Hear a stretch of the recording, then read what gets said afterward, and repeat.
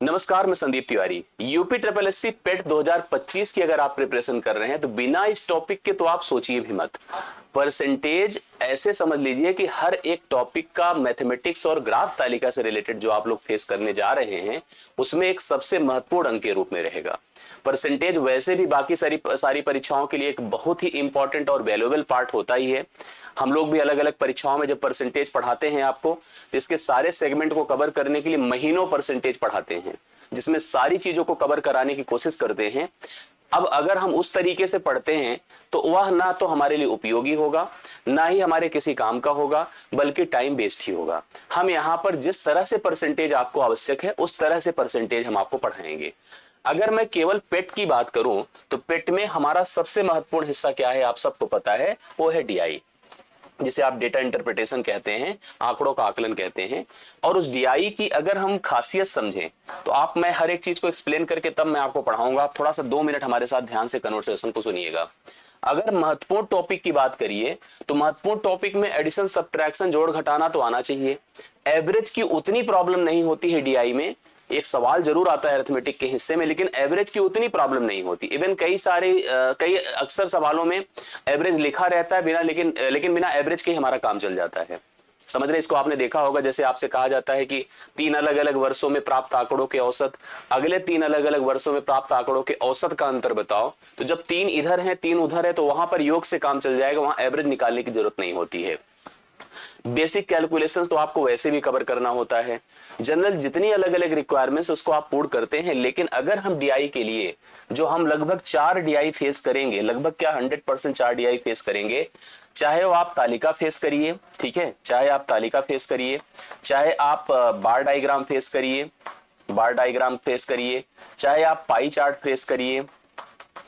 Face करिए, चाहे आप जो है लाइन डायग्राम फेस करिए। मतलब किन्हीं भी अगर हम लोग यहाँ पर फिगर को फेस करेंगे आगे, तो इन सभी फिगर के हर एक सवाल को, अगर हम एक प्रॉपर एक फिगर की बात करें तो आप याद रखिएगा कि आपको लगभग लगभग उन सभी 5 सवालों में 3 सवाल ऐसे दिखेंगे, 3 क्वेश्चन ऐसे दिखेंगे जो सीधा सीधा परसेंटेज से रिलेट करते हैं। अब अगर 3 सवाल हम एवरेज 2 ही मानकर चलते हैं तो 2 चौके 8 होता है। हम 10 क्वेश्चन ऐसे कह सकते हैं कि सीधा सीधा परसेंटेज से रिलेट करता है। एक क्वेश्चन अरिथमेटिक के पार्ट में चला आया तो निश्चित तौर पर आप समझ गए होंगे कि आपको कम से कम 12 क्वेश्चन, 12 क्वेश्चन आपको टोटल परसेंटेज से ही कनेक्ट करता दिखता है। आप सोचो 25 सवालों में 12 सवाल, तो मतलब 50% तो परसेंटेज से ही आ रहा है। लेकिन अब आप सोचिए कि हम परसेंटेज कैसे पढ़ें। परसेंटेज इतना लंबा जब पार्ट है तो उसको हम एक क्लास में कैसे कवर कर ले, इसके लिए कुछ चीजें भाई पॉइंट करनी पड़ेगी। मैं यहां पर परसेंटेज केवल और केवल फॉर ओनली पेट पढ़ा रहा हूं, इसलिए आपको मैं यहां पर पेट से ही रिलेट करते हुए सारी चीजों को एक्सप्लेन करूंगा, कुछ महत्वपूर्ण सवालों को हल कराऊंगा। लेकिन अगर इन तक आप सारे सेशन को, सारे क्वेश्चंस को देखते हैं तो मैं आपको इस बात का वादा करता हूं कि आपका जो अंगणित वाला एक सवाल आएगा वो भी आपका मैक्सिमम कवर हो जाएगा, ठीक है। और साथ साथ जो डीआई के जितने सवाल आएंगे वो भी आपके अच्छे से कवर हो जाएंगे। इसके लिए आपको थोड़ा सा परसेंटेज की भूमिका और बेसिक चीजों को समझने की आवश्यकता है। चलिए समझाता हूं मैं आपको परसेंटेज। देखिए क्या होता है जनरल, अगर हम लोग बात समझे तो परसेंटेज क्या है, प्रतिशत है। प्रतिशत का मतलब ही है कि अगर हम इसको एक्सप्लेन ऐसे कर दें, यह एक तुलना है किसी भी आंकड़े की, और वो भी किस पर बताइए, 100 पर। जैसे अगर आप याद करो कि आप कोई जब परीक्षा देते थे, भले ही पूर्णांक आपका 500 होता था, आपको भले ही इसमें 400 नंबर मिलते थे, तो अगला कहता था कि भैया इसको परसेंटेज में कन्वर्ट करो, तो आपको केवल और केवल 80% मिला है, ठीक है। जो परसेंटेज बनकर आया था वो परसेंटेज कितना हो गया पता है, 80%, मतलब 100 के नीचे हो गया। 100 के नीचे हो गया मतलब हमने 100 पर तुलना कर ली। जो हमने कंप्लीट मान देखा, जो परीक्षा आपने दिया था जिसका पूर्णांक 500 था, उस 500 को आपने 100 से कंपेयर कर लिया। अब 500 के अंडर अगर आप पाएंगे, और निश्चित तौर पर कोई परीक्षा देंगे तो 500 जो पूर्णांक है उससे अंदर ही नंबर पाएंगे, तो आपका जो परसेंटेज भी बनकर आएगा वो 100 से अंडर ही बनकर आएगा। मतलब एक प्रकार से कोई भी आंकड़ा है अगर उसका कंपैरिजन हमने 100 पर कर लिया तो निश्चित तौर पर वह परसेंटेज बन गया। तो आपको परसेंटेज ही समझना है, इसका मतलब 100 से तुलना ही करनी है, और 100 से की गई तुलना ही प्रतिशत कहलाती है। वो केवल अंकों की नहीं है, किसी भी व्यक्ति के अपने खर्चों की है जो अपनी इनकम से करता है, किसी एक जगह की जनसंख्या की है, उस जनसंख्या का एक हिस्सा पुरुष हो सकता है, महिला हो सकती है। कोई कंपनी अगर अलग अलग मदों में खर्च करती है, कि वह ईंधन में खर्च करती है, ट्रांसपोर्टेशन में खर्च करती है, सैलरी देती है, बोनस देती है, तो वो सब हिस्से भी परसेंटेज के रूप में ही देखे जाते हैं। ऐसे अगर हम किसी भी काउंटिंग की बात करते हैं, वो काउंटिंग कंप्लीट रूप से 100% को प्रेजेंट करता है, और उस 100% की जो डिस्ट्रीब्यूटेड पार्ट है वही आपके 100% के अंदर के या मान होते हैं, जिनको हम परसेंटेज के माध्यम से प्रेजेंट कर पाते हैं। मैं आपको बेसिक अगर बताऊं तो आप इतना समझ लीजिएगा कि अगर देखो हमारा, जैसे अगर हम सवालों के दायरे को समझें, तो चाहे जिस परीक्षा के लिए परसेंटेज आप पढ़ते हैं, तो आप इतना ध्यान रखिएगा कि सवाल जब बनेगा तो सवाल तो दो ही प्रकार का बनेगा। किसी सवाल में आंकड़े लिखे रहेंगे और उन आंकड़ों से रिलेटेड ऐसे कंडीशंस दी जाएंगी कि आपको ऑप्शंस में परसेंटेज में उत्तर देना होगा, ठीक है। या किसी सवाल में परसेंटेज दिया रहेगा और आपको ऐसे परसेंटेज के कंडीशंस दिए जाएंगे जिसका उत्तर आपको आंकड़े में देना होगा, मतलब वैल्यू में देना होगा। समझ रहे हैं?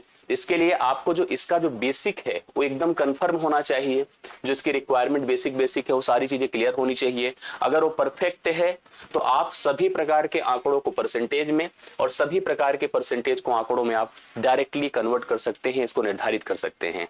तो यही चीज हमको निर्धारित करना है, इसी प्रयास पर हमें काम करना है, जिससे कि ये सब परफेक्टली तैयार हो सके, इसमें कोई समस्या किसी भी लॉजिक को समझने और करने में ना आए। इस बात का हमें विशेष ख्याल रखने की आवश्यकता है।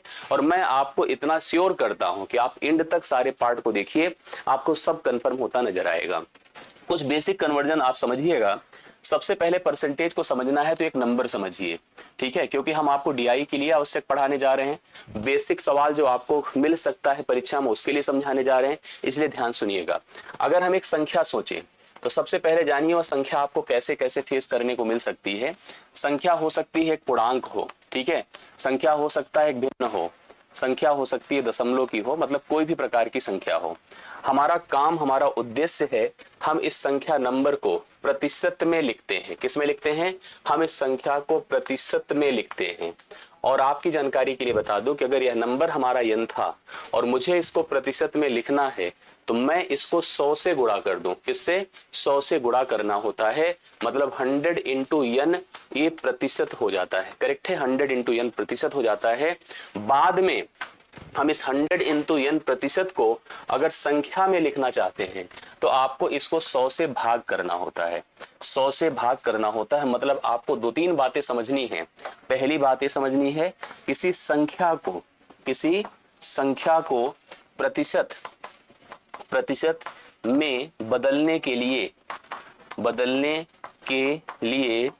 100 से गुणा करते हैं, ठीक है, 100 से गुणा करते हैं। अगर आपको प्रतिशत को संख्या में लिखना है, संख्या को प्रतिशत में लिखना है, 100 से गुणा करते हैं।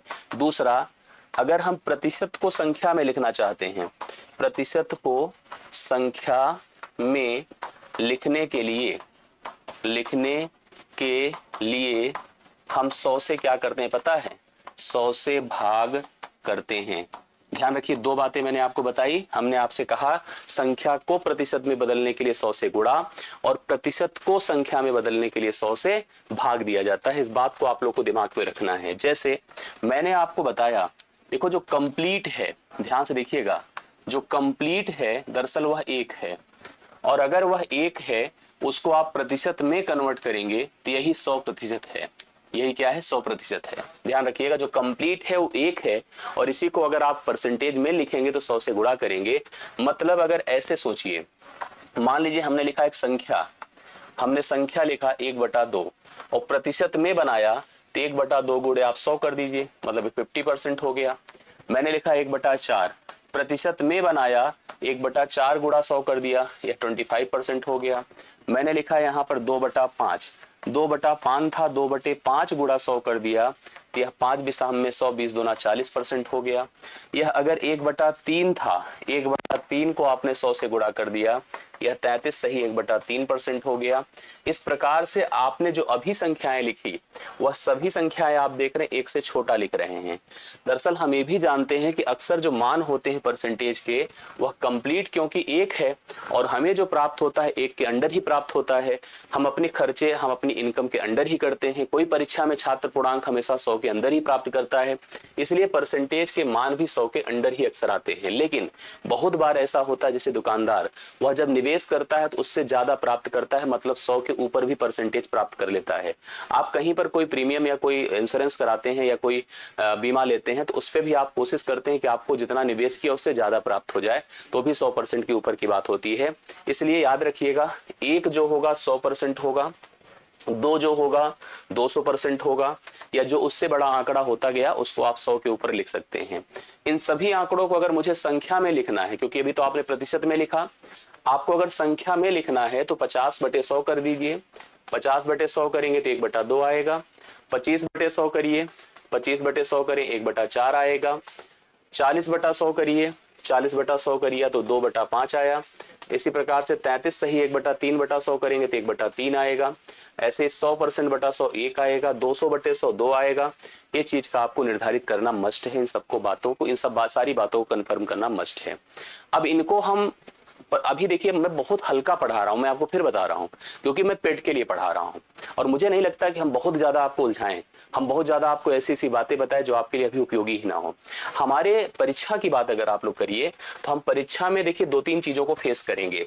पहले अंगणित वाला हिस्सा देख लीजिएगा, जो अरिथमेटिक वाला है।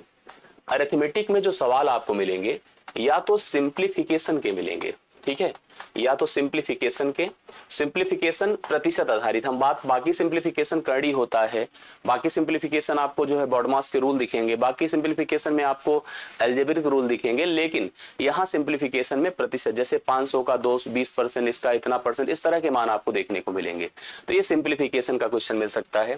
या तो वृद्धि और कमी का सवाल मिल सकता है, ठीक है, वृद्धि कमी का, और वृद्धि कमी में सबसे ज्यादा पूछता है सतत वृद्धि, सतत वृद्धि कमी, ठीक है, जो क्रमिक होती है, जैसे कि आप किसी चीज को पहले बढ़ाएं फिर घटाएं फिर बढ़ाएं फिर घटाएं, इस प्रक्रिया पर सवाल अक्सर पूछता है। या तो सवाल आपसे पूछेगा जो वेन डायग्राम वाले सवाल होते हैं, ठीक है, वेन डायग्राम वाले सवाल होते हैं, वो सवाल आपसे पूछ लेता है।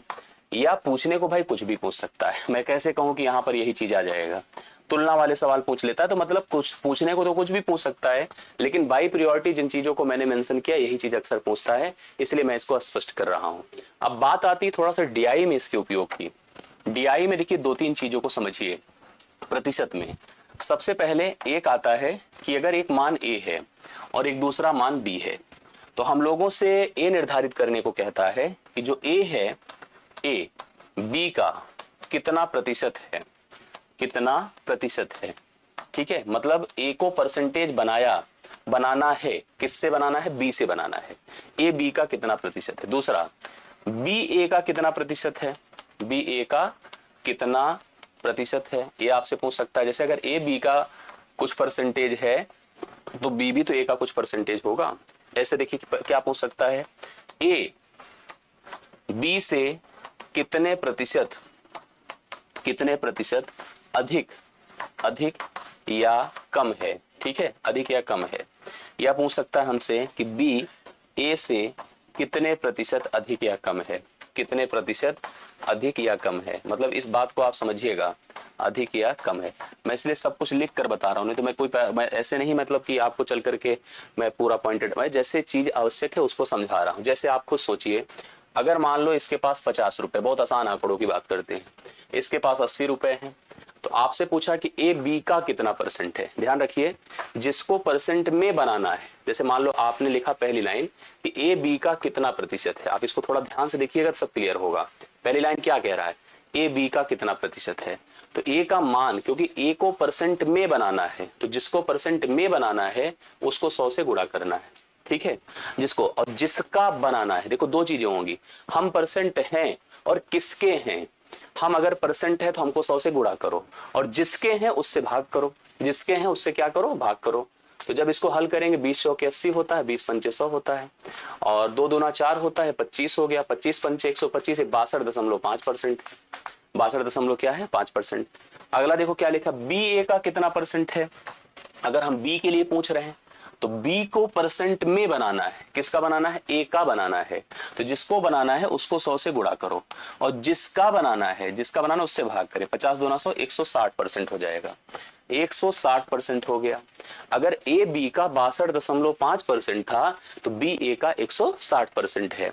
अब अगला देखिए क्या लिखा, ए बी से कितने प्रतिशत अधिक है। ए जो है बी से कितने परसेंट अधिक है, ए पूछा है। तो अगर देखो अधिक या कम है तो आप ये देख रहे हैं कि ए बी से कम है। कितना कम है बताएं, कितना कम है, 30 कम है। भाई 80 से सोचो तो कितना कम है, 30 कम है। तो जितना कम है उस कम को लिखिए।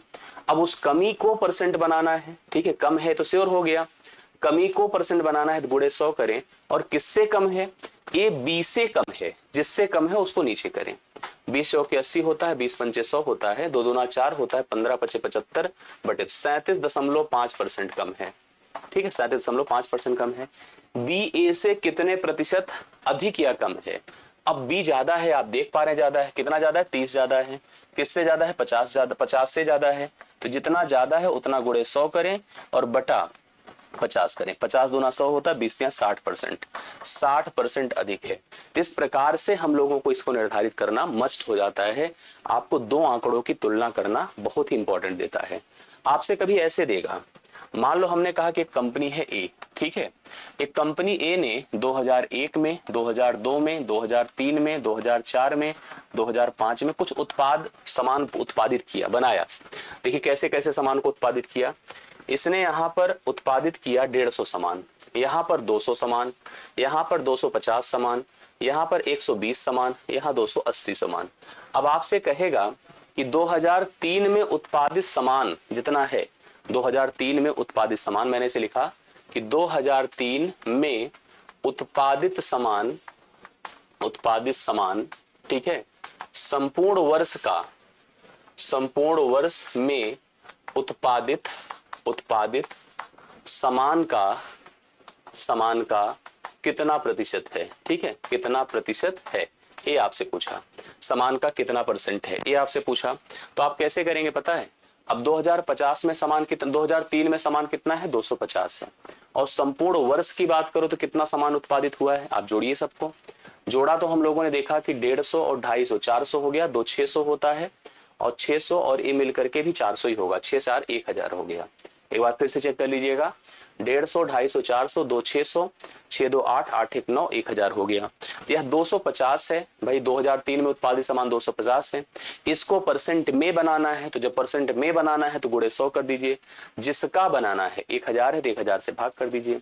2 जीरो खत्म, 1 खत्म हुआ, 25% है। कितना है भाई, 25% है। 2003 में उत्पादित सामान संपूर्ण वर्ष में उत्पादित सामान का कितना परसेंट है, बोलिए, 25% है। ये बातें आपको क्लियर समझ में आई होगी ना। दूसरी बात आप ध्यान से देखिएगा, दूसरी बात यहां पर जो मैं आपको बताने जा रहा हूं, जैसे अगर ऐसे पूछ ले कि 2005 में 2001 की तुलना में कितने प्रतिशत की वृद्धि हुई, कितने प्रतिशत की वृद्धि हुई, ठीक है, वृद्धि हुई। 2005 में 2001 की तुलना में कितने परसेंट की वृद्धि हुई। तो 2005 में उत्पादित सामान देख लो कितना है, 280 है, ठीक है। और 2001 में सामान कितना है बताएं, 2001 में 150 है, 150 है। अब 150 से 280 हुआ। तो आप चाहें तो दो तरीके से कर सकते हैं, या सीधा सीधा देख लो कितना बढ़ रहा है, या थोड़ा आसान करना चाहो तो इससे इसको जीरो को खत्म कर सकते हो। बढ़ रहा है, कितना बढ़ रहा है, 7 बढ़ रहा है। किससे बढ़ रहा है, 15 से बढ़ रहा है। तो मैं लिखूंगा 7 गुणे 100 बटे 15 कर देते हैं, ठीक है। जितना बढ़ रहा है उतना गुणे 100, जिससे बढ़ रहा है उससे भाग कर दिया। 5 तिया 15 होता है, 5 बिसाम में 100, तो 20 सत्ते 40 हुआ, 140 बटा 3 करिए, 3 चौके 12, 3 छंगे 18, 46 सही 2 बटा 3% अधिक है। इस प्रकार से हम लोग निर्धारित करते हैं और इस तरह से तुलनाएं की जाती हैं। भाई एक चीज देख लीजिए एक बार, मैंने देखा कि यहाँ पर 15, सॉरी गलत लिखा है, 15 7 नहीं होगा, ध्यान देखिएगा, 15 7 नहीं होगा, बल्कि 15 में 13 जुड़ेगा, वही मैं देख रहा था, 13 जुड़ेगा तब 28 होगा। तो मैंने लिखा 13 गुणे 100 बटे आपने क्या कर दिया 15, 5 तिया 15 होता है, 5 बिसाम में 100, 13 दूना 26, 260 हो गया, बटा 3 करिए, तो 3 अठे 24 होता है, 3 छंगे 18, 86 सही 2 बटा 3% की वृद्धि है। इस प्रकार से हम लोगों को सवालों को फेस करना पड़ता है, जरूरतों को फेस करना पड़ता है, रिक्वायरमेंट्स फेस करनी होती है, तो इसको आपको परफेक्टली तैयार करना होगा। जैसे यहाँ पर ये पूछ लेता कि निम्नलिखित दिए गए किन वर्ष में पिछले वर्ष की तुलना में सर्वाधिक उत्पाद में वृद्धि देखने को मिली, प्रतिशत में वृद्धि, सर्वाधिक प्रतिशत उत्पाद में वृद्धि देखने को मिली। जैसे मान लो मैं जो 2003 दे दे, 4 दे दे, 5 दे दे, 2 दे दे। अब 2 में भी वृद्धि है, ठीक है, 3 में भी वृद्धि है, 4 में तो वृद्धि हुई नहीं, कमी हो गई, बल्कि 5 में वृद्धि है। तो प्रत्येक ईयर के हिसाब से वृद्धि देखो, यहां पर वृद्धि हुई है कितनी, 200 से 250, तो 50 बढ़ा है, और 50 किससे बढ़ा है, 200 से बढ़ा है, करेक्ट है। गुणे 100 करिए तभी परसेंटेज होता है। इसी तरह से इसकी बात करो, ये तो बता दिया, देखिए यहाँ पर 3 वाला, ठीक है। 2 वाला पहले देखिए, 2 वाला मैंने इधर का देखिए, यहाँ पर समझिएगा, मैंने कहा अगर 2 में जो वृद्धि हुई है, आप देख पा रहे हैं 200 है, और कितने से बढ़ा है, 150 से, तो लिखेंगे 50 बढ़ा है, गुणे 100 कर दीजिए, और किससे बढ़ा है, 150 से बढ़ा है। इसी प्रकार से इसकी बात करिए तो पिछले साल की तुलना में 50 ही बढ़ा है, गुणे 100 करेंगे, लेकिन अभी नीचे कितना है बताएं, 200 है। 4 में तो बढ़ा ही नहीं है, इसको छोड़ दीजिए। 5 की और बात करिए तो यहाँ पर 120 से 260 है, 280 है, तो 160 बढ़ा है, गुणे 100 बटे 120 कर दीजिए। तो अगर आप चेक करिए, देखिए यहाँ पर हमें 100 लिखने की जरूरत ही नहीं है, 100 लिखने की जरूरत ही नहीं है। और अगर सारे भिन्नों की बात करिए तो यह 1/3 है, यह 1/50 चौके 100 है, 1/4 है, और सर्वाधिक देखिए 4 चौके 16, 4/3, यह मान ही 1 से ज्यादा है। तो डायरेक्ट देख करके बता सकते हैं, परसेंटेज पर जाने की आवश्यकता नहीं, यहाँ पर भिन्न की तुलना काम करने लगती है। तो इन सब बातों का हमें विशेष ख्याल रखना होता है। मैं आपको सवालों को करा रहा हूँ जिससे काफी क्लियरिटी होगी। परसेंटेज का जो अर्थमेटिक वाला पार्ट आता है वो भी डन हो जाएगा, और आपका जो डीआई वाला हिस्सा होता है वो मैं रेगुलर करा रहा हूं। तो जो हमारी प्रैक्टिस क्लासेस हैं उस पर आप अगर काम करेंगे तो इन सब का उपयोग आपको देखने को वहां मिलेगा, ठीक है। आइए मैं आपको सवालों पर ले चलता हूं, कुछ सवालों को हल कराऊंगा जिससे क्लियरिटी आती है। जैसे क्वेश्चन देखो कितना लिखा है, क्वेश्चन ये है 6.8 किलोग्राम का कितना प्रतिशत 17 ग्राम है। दो चीज देखिए, सबसे पहले जानो कि 1 किलोग्राम बराबर होता है 1000 ग्राम, ठीक है, और ये 17 ग्राम है और ये 6.8 किलोग्राम है। तो आप ऐसी कंडीशन में हमेशा बड़ी यूनिट को छोटी में कन्वर्ट किया करो। लिखो 6.8 इंटू आप इसको 1000 कर दीजिए। जैसे करेंगे 68,000 होगा, एक स्थान पर दशमलव लगा दीजिए, 6800 ग्राम हो गया, 6800 ग्राम हो गया। अब इसको सुनिए, तो यहाँ पर 1 किलोग्राम बराबर 1000 ग्राम होता है, आप देख ही पा रहे हैं। तो इसके लिए अब देखो यहाँ पर ये जो वैल्यू है 17 ग्राम, जैसे हमारे पास 6.8 किलोग्राम था और मैंने अपना एक छोटा सा हिस्सा आपको 17 ग्राम पकड़ा दिया, तो बोलो आप जो 17 ग्राम मैंने आपको दिया वो कितना प्रतिशत है। तो प्रतिशत के लिए आपको क्या करना पड़ेगा, 100 से गुणा करना होगा। किसका है बोलिए, ए है, 6800 का है, तो 6800 को हमने यहाँ पर नीचे कर दिया, 2 जीरो खत्म हो गया, 17 चौके 68 होता है, 1/4 हो गया। अब 1/4 प्रतिशत है, अब या तो ऑप्शन में इतना होता, नहीं तो हम सब जानते हैं कि 0.25% है। 0.25% आपके सामने सी ऑप्शन राइट सोल्यूशन है जो आप देख पा रहे हैं। तो सी ऑप्शन कंफर्म कर लीजिए, ये पहला सवाल आपका डन होता है। दूसरे पर आइए, एक दिन का कितना प्रतिशत 4 घंटे व 30 मिनट होता है। आप सभी कमेंट करके हमें बताएं एक दिन का। अब देखिए क्योंकि ये सारा समय सबसे छोटी यूनिट मिनट में जा रहा है, सबसे छोटी यूनिट मिनट में जा रहा है, तो मिनट को उठाइए आप। भाई एक दिन सबको पता है 1 day is equal to 24 hour होता है, सबको पता है कि 1 घंटे बराबर 60 मिनट होता है, और सबको पता है कि 1 मिनट बराबर 60 सेकंड होता है। हालांकि सेकंड तक जाने की हमें नौबत नहीं आएगी। हम एक दिन को दिमाग में रख लें कि एक दिन अगर 24 घंटे है तो 1 घंटे को अगर मिनट में कन्वर्ट कर रहे हैं तो 24 घंटे बराबर 24 गुणे 60 मिनट आप लोग लिख सकते हैं। करेक्ट है, यस लिखा जा सकता है। अब यहाँ कह रहा है कि एक दिन का कितना प्रतिशत 4 घंटे व 30 मिनट। भाई अब 4 घंटे को कैसे लिखेंगे, 4 गुणे पहले आप 60 कर दो तो 240 मिनट ये हो गया, ठीक है। और यहाँ पर 30 मिनट है, 30 और जोड़ दीजिए, तो इसका मतलब ये देखिए कितना हो गया पता है, 270 मिनट। ये 270 मिनट हो गया। यहाँ पर अब इस 270 मिनट को आपको परसेंट में कन्वर्ट करना है।